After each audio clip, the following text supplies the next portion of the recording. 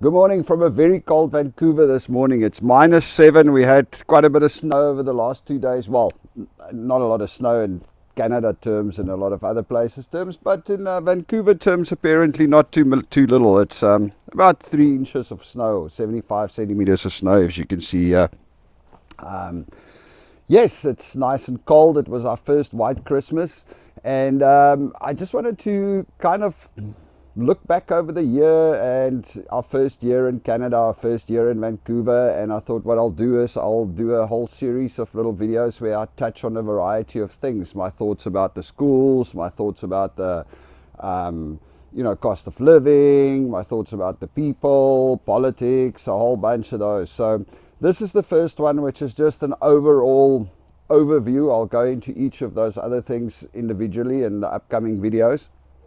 But I want to say overall, we're very happy with the move. We're very happy in Vancouver. We love it here. It's really nice. It's a completely different experience to what we've had.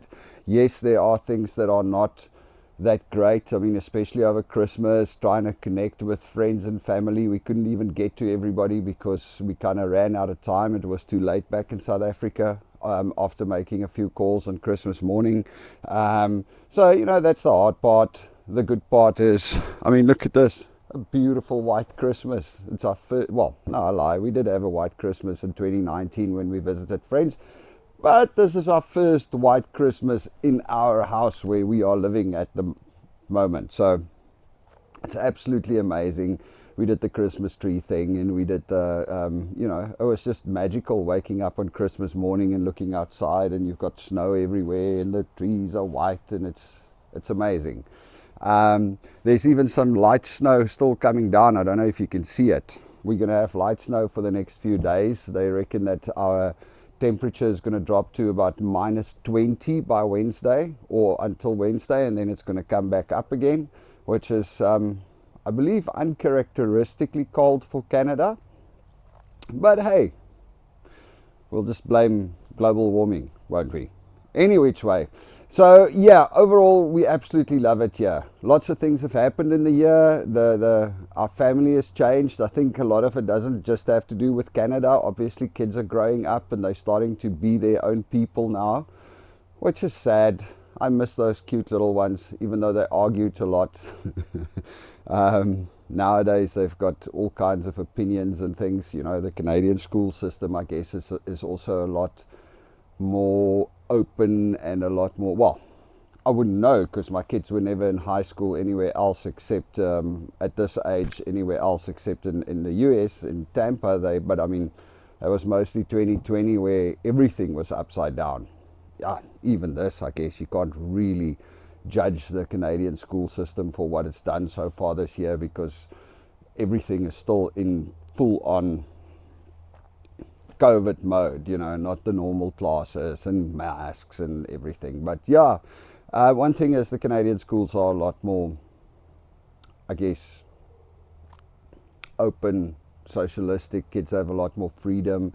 They have access to a lot more things. But I believe it could be the same everywhere else in the world. The old days where we grew up, where we were very much discipline. I think that kind of doesn't exist in this day and age anymore. Maybe certain places. Anyway, so yeah, that and for the rest, I'll talk about accommodation and I'll talk about a bunch of other things and our processes and everything coming up in the video. But all things considered, we are still very committed to making Canada our forever home. We love it here. It's absolutely amazing. People are friendly, love life. There's so much to do. Although we got involved in our own things over the last couple of months, just working and getting involved in a bunch of other things, it's so easy to drift to chaos. It's just, it's just nuts sometimes. I mean, we were going to beaches every day and then suddenly we just stopped. I don't know why.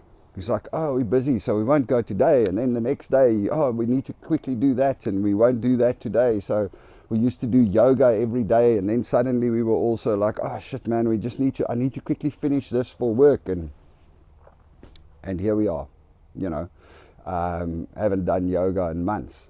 So New Year's resolutions to try and get back to the better quality of life and less focusing on work and all the other things that go around with it, or actually at least try and juggle it a little bit better. I guess that's what we're going to try and do.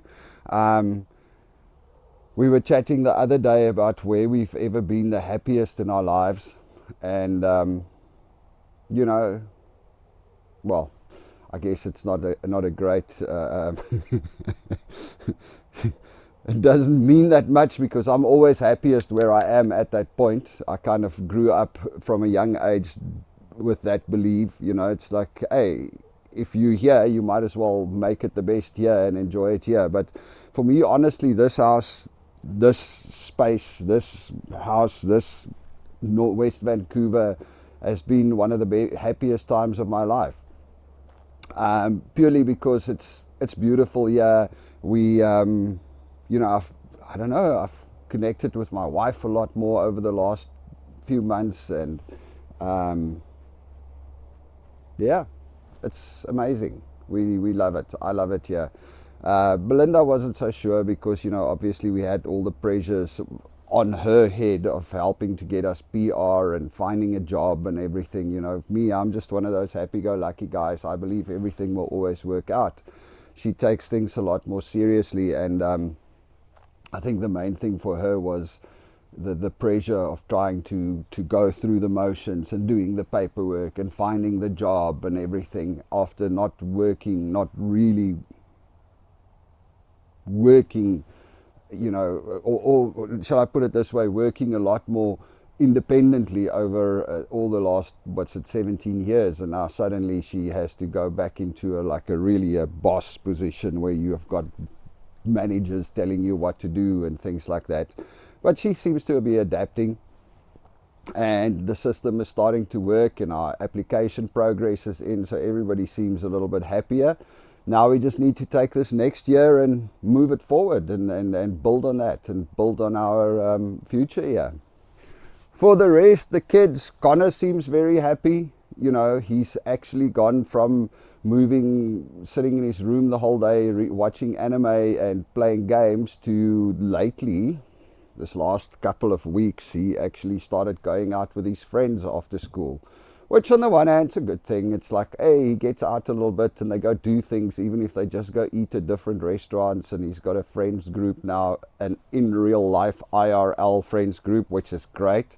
But yeah, now, it's at this age in life, teenage, where those IRL friends start taking your kids away from you. What do you want to do for Christmas? Oh, can we go with our friends? We used to be so awesome when you were little, and you would run into mommy and daddy's bedroom early and say, hey, it's Christmas, can we open presents? And everybody was so excited.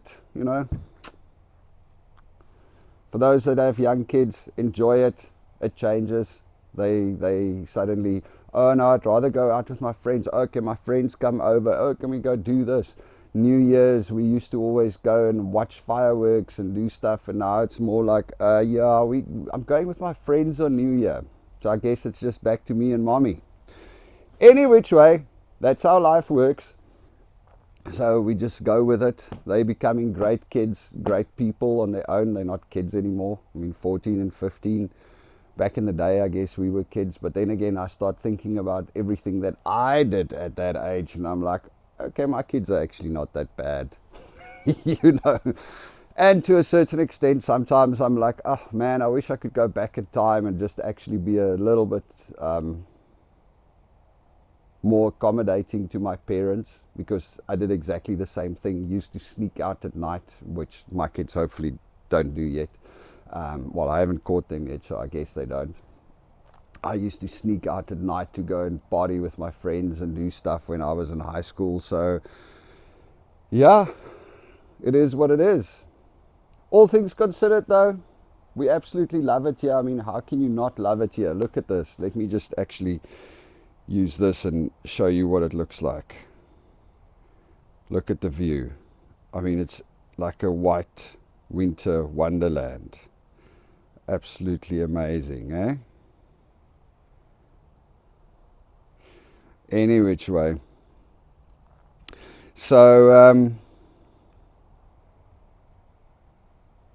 basically, everybody's happy, everything's going well. We're super excited for the next year. We're going to work on a few things, change a few things, and for the rest, you all must have an absolutely amazing Christmas. I know it's over already.